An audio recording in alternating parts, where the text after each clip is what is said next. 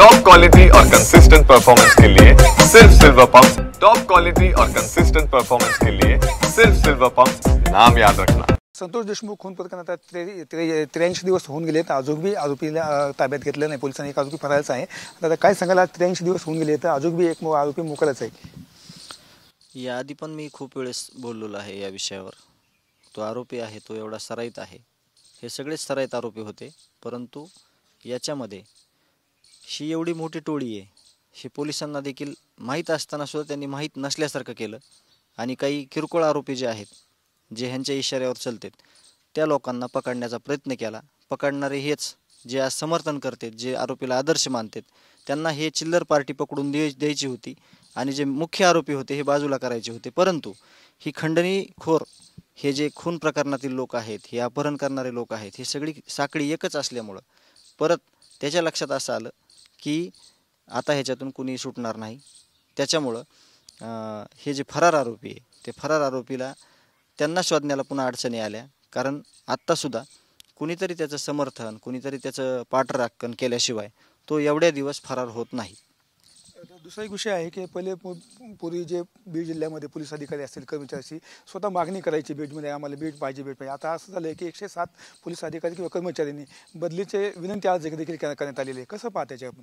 आता ह्याच्यामध्ये आपण आपल्या इथलं सांगू शकतो, फक्त पूर्ण बीड जिल्ह्यामध्ये काय चालतंय पोलीस प्रशासन ते माहीत नाही। नवनीत कावत साहेब ज्या वेळेस आलेले आहेत त्यावेळेसपासून जे काही फेरबदल झालेले आहेत, जे काही बदल झालेले आहेत, एक समाजाच्या दृष्टीनं खूप चांगल्या पद्धतीनं त्यांनी हे जिल्ह्याला हँडल करायचं काम हाती घेतलेलं आहे। परंतु आता ह्या लोकांना इथून का जायचं आहे, म्हणजे त्यांना चुकीचे कामं करताना म्हणजे ह्याच्यात आपल्याला जास्त बोलता येत नाही, कारण ह्यांचं काय काम आहे माहीत नाही। आपण फक्त इथलं जे पोलीस प्रशासन आहे केजचं आणि याच्या अगोदरची जी परिस्थिती होती यावरच फक्त आपला फोकस आहे की हे का घडलं, इथं पोलीस प्रशासन कसं काम करत होतं, कसं हे जे आरोपी आहेत त्या आरोपीचे कमीत कमी दिवसातनं 10 फोन आहेत, मग कोणत्या कामासाठी असतील त्यांनाच माहिती। ते खुलासे द्यायला लागले तर रोज काय खुलासे देतील ह्याची सुद्धा त्यांना वाटण लाज, की आपण काय काय द्यायचे खुलासे। रोज आपण आरोपीला कशासाठी फोन करत होतो आणि आरोपी आपल्या कशासाठी कॉन्टॅक्टमध्ये राहत होता। कर्तव्य दक्ष पोलीस अधिकारी आहेत, पण जे चुकीच्या मार्गाने काही लोक काम करत होते त्यांना कशामुळे हे चुकीचे कामं करावं लागले हे खरंच एक विचार करण्याची गोष्ट आहे। कारण का पोलीस संरक्षण जे समाजाचं करतात त्यांच्यावर पूर्ण समाजाचा भरोसा असतो, आमच्या कुटुंबाचा देखील आहे। कारण का जे पोलीस प्रशासनातील लोक आहेत त्यांना 24 तास ड्युटी करावी लागते। कधीही काही आपत्कालीन घडलं, कधीही कुठली गोष्ट सांगून घडत नाही, त्यावेळेस त्यांना अवेळी कुठेही जावं लागतं। परंतु आपल्या कामामध्ये त्यांनी एवढी दिरंगाई केली, जर ती 8 दिवसात जर अलर्ट मोडवर आले असते तर बऱ्यापैकी सगळ्या गोष्टी समोर जास्तीत जास्त आल्या असत्या।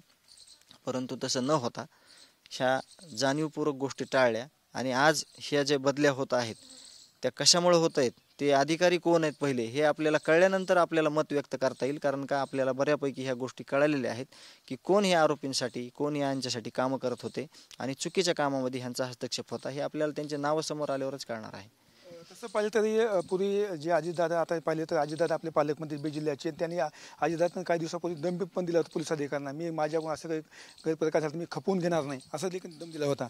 मग त्याचा सुद्धा एक भाग असू शकते, किंवा समजा त्यांना चुकीचं काम करायला सुद्धा एखादा राजकीय दबाव येऊ शकते आणि चांगलं काम करायचं आहे आता ते, त्याच्यामुळे सुद्धा त्यांना वाटू शकतं की दोन्हीच्या कन्फ्युजनमध्ये इथं राहणंच नको आपल्याला।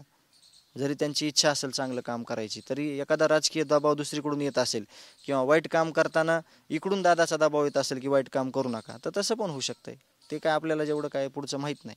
आरोपीच्या संदर्भात चार्जशीट दाखल करण्यात आलेला आहे, या संदर्भात आपलं वकील असे काही आपलं बोलणं झालं का? नाही, चार्जशीटची कॉपी आपल्या ज्यावेळेस हातात येईल त्यावेळेसच आपण वकिलांशी संपर्क करून त्यांना भेटीचं आमचं नियोजन आहे।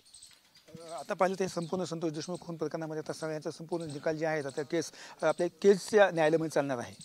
नाही, त्यावर आता न्यायप्रविष्ट हे प्रकरण झालेलं आहे, त्याच्यामुळं आता पुढील काय त्याची कारवाई आहे किंवा पुढील जे काय त्याचं न्यायालयीन लढाई आहे ते जिथं कोर्टाने जिथं आदेश दिले तिथं झाली पाहिजे आणि ते होणार आहे। मग केसमध्ये होईल किंवा अजून त्यांचा काय निर्णय होणार आहे हे समोर येणं बाकी आहे, अजून काही एवढं कन्फर्म गोष्टी माहीत नाहीत।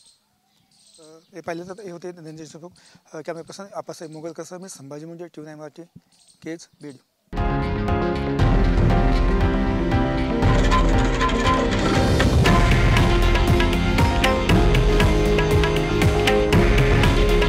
हे आहे देशातील नंबर 1 न्यूज नेटवर्क आणि आपण पाहत आहात TV9 मराठी. काळजी तुमची, हित महाराष्ट्राचं.